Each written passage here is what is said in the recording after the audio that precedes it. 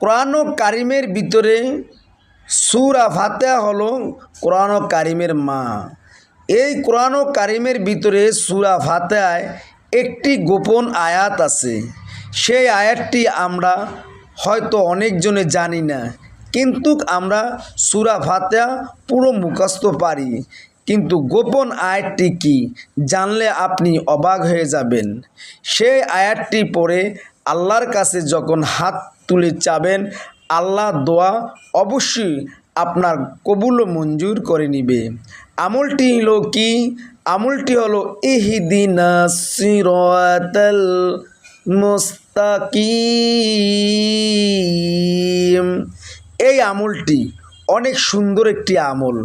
যদি ভিডিওটি আপনাদের কাছে ভালো লাগে তাহলে এই ভিডিওটি সবার মাঝে শেয়ার করে দিবেন। আমিন।